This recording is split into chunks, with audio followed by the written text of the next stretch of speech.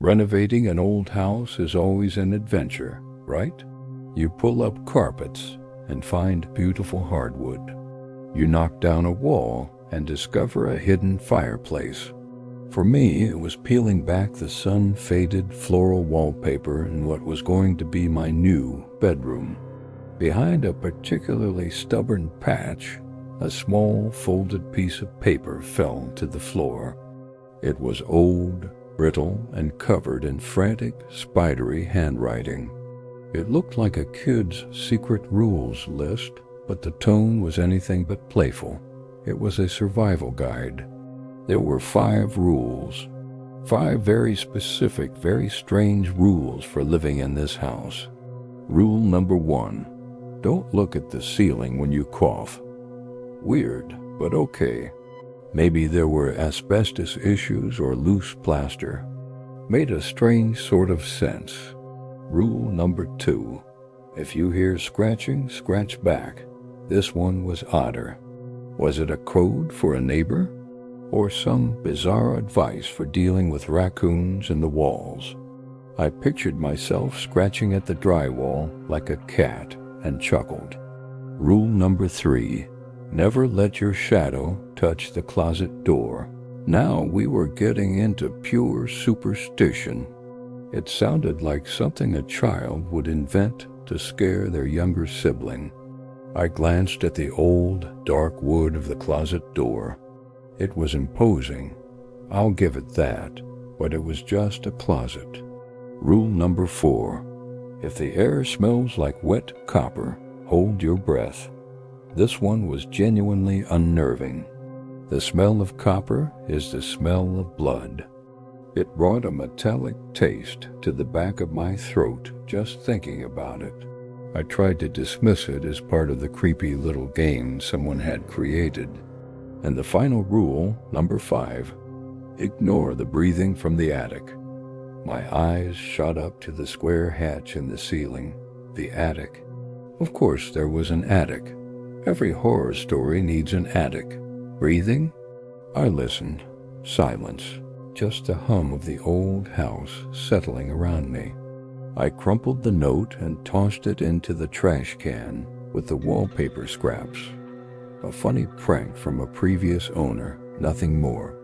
I went about my day setting up my bed, unpacking boxes, and by the time night fell, I'd completely forgotten about the ridiculous list. I fell asleep easily, exhausted from the move. The kind of deep, dreamless sleep where you lose all track of time. That is, until I was jolted awake. Not by a sound, but by the absence of it. The gentle whir of the fan was gone. The low hum of the refrigerator from the kitchen, silent. The digital clock on my bedside table was dark. A power outage. I groaned, rolling over to grab my phone. The screen flared to life, illuminating the room in a harsh, white glow. The time was 3:03 a.m., exactly 3:03 a.m. A cold knot formed in my stomach. Coincidence. It had to be a coincidence, but the silence in the house was different now. It felt heavy, oppressive, like a physical weight pressing down on me. I swung my legs out of bed, the floorboards groaning under my weight. I needed a flashlight. I was sure I'd packed one in the kitchen. As I stood up, my phone's light cast my shadow, long and distorted, across the room. I stumbled, disoriented in the unfamiliar layout. I reached out a hand to steady myself against the wall, and in that single clumsy movement, my shadow, that dark, stretched out silhouette of myself, swung across the floor and fell directly, completely, over the face of the closet door. For a second, nothing happened. I stood there, heart pounding, my own shadow plastered over the dark wood. I broke rule number 3. I actually laughed, a short, nervous bark of a sound. How stupid. How could I let a silly note get to me? It was just a shadow. It was just a closet. Then the sound started. From above. Thump, drag, thump, drag. A slow, rhythmic noise from the attic. It was heavy. So heavy, it sounded like someone was dragging a full sack of wet cement across the floorboards right above my head. The ceiling groaned in protest. A fine shower of dust and paint chips rained down on my face, sparkling in the beam of my phone's light. I froze, my breath catching in my throat. Ignore the breathing from the attic. Rule 5. But this wasn't breathing. This was movement. Deliberate, powerful movement. The thudding stopped directly over my head. The silence that followed was somehow worse. I held my breath, straining my ears, every nerve in my body screaming. I didn't dare move. My eyes were glued to the attic hatch and the ceiling.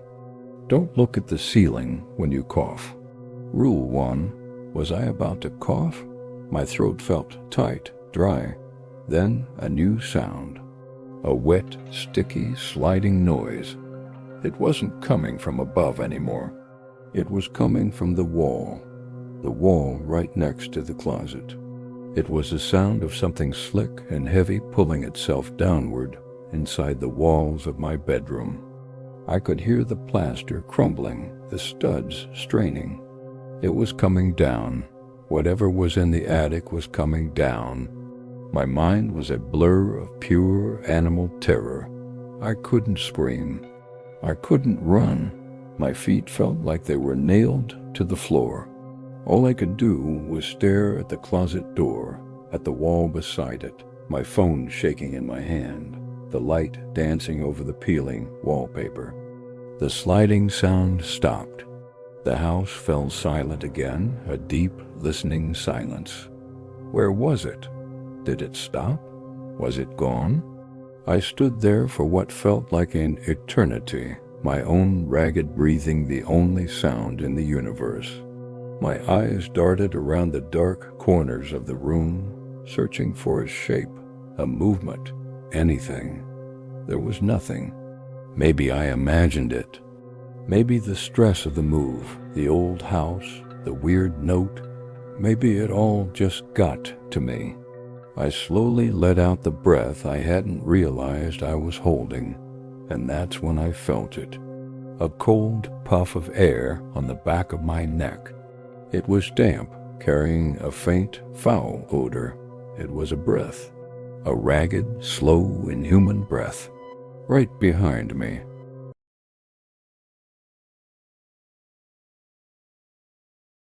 I took this job for the silence.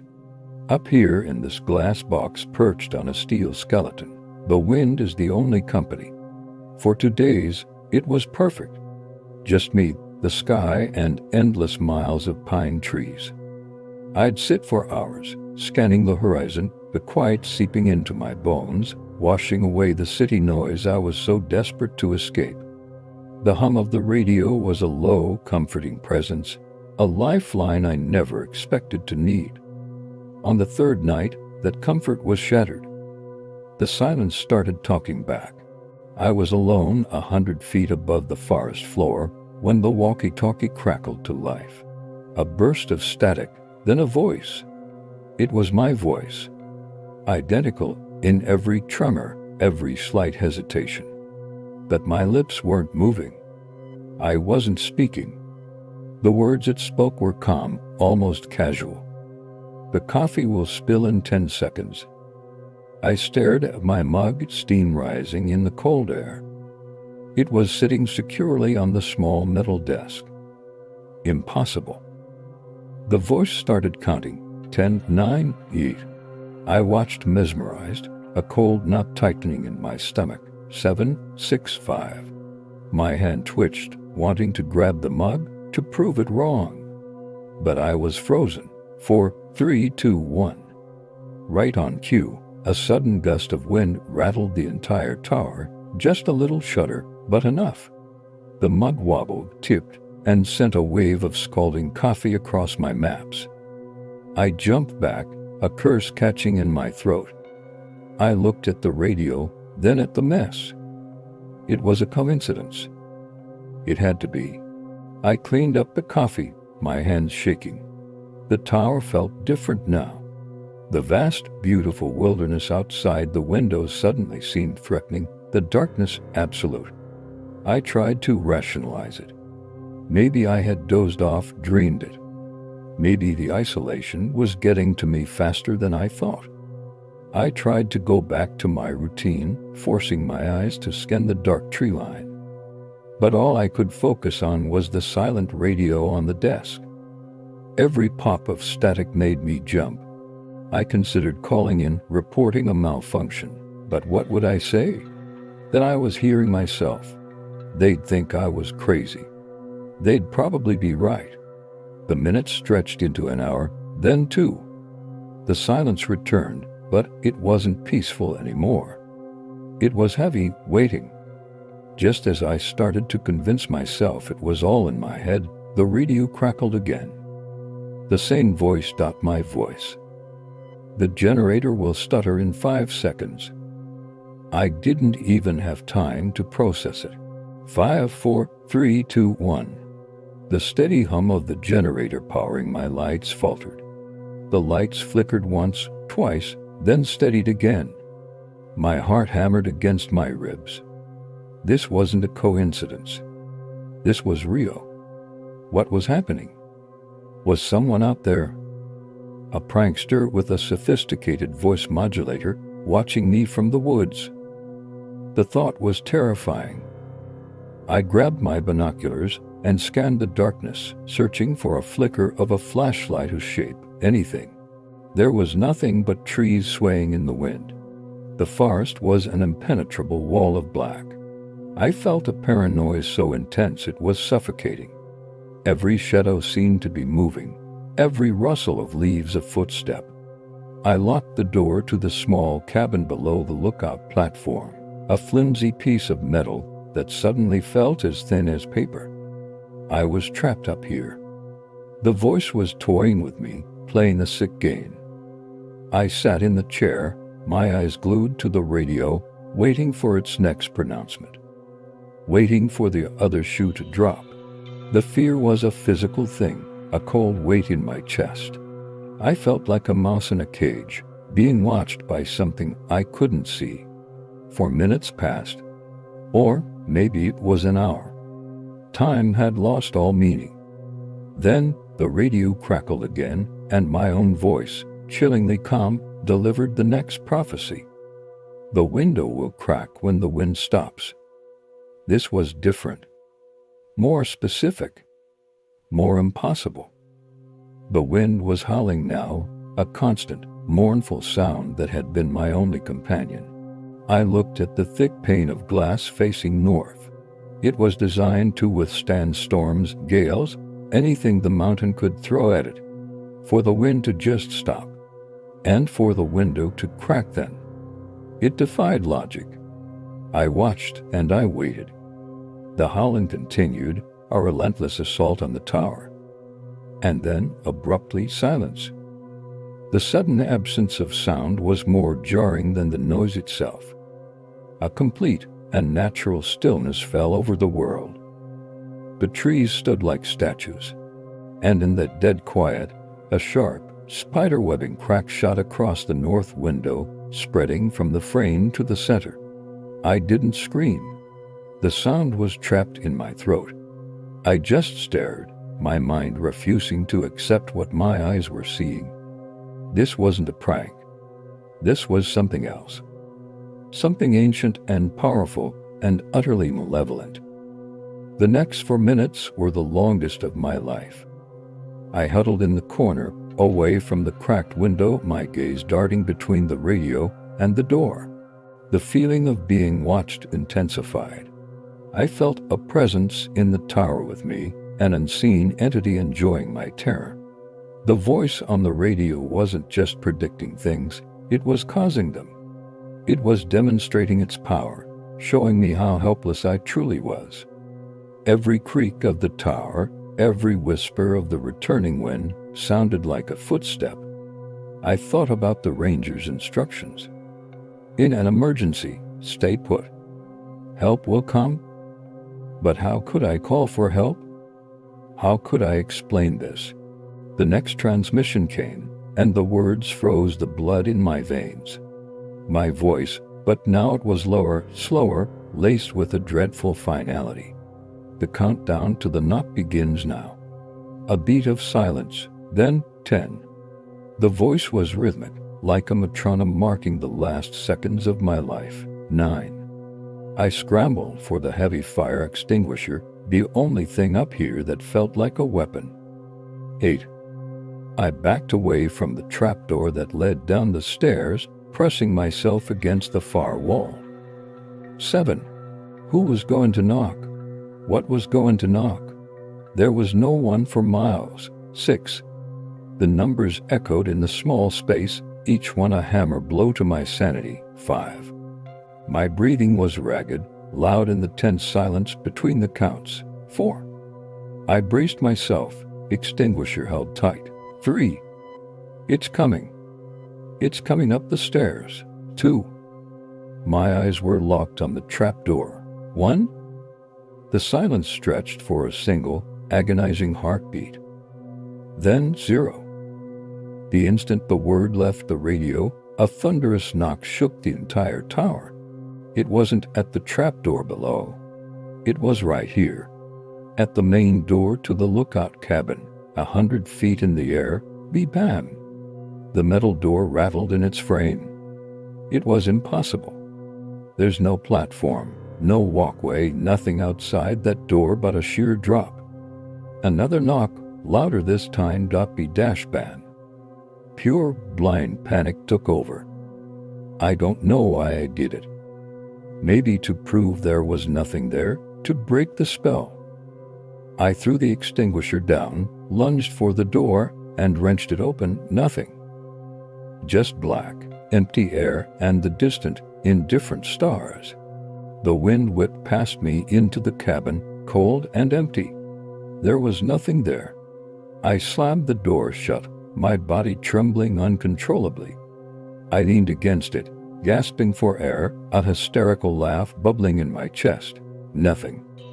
There was nothing there. It was all a trick. My mind finally breaking. Slowly, I turned back to the room. And that's when I saw it. That's when my blood didn't just turn to ice, it evaporated. I was standing by the door, but I was also sitting in the chair by the desk. I was watching myself. My other self, his back to me, was hunched over, leaning into the mic on the walkie-talkie. His posture was familiar. The worn fabric of his jacket was my jacket.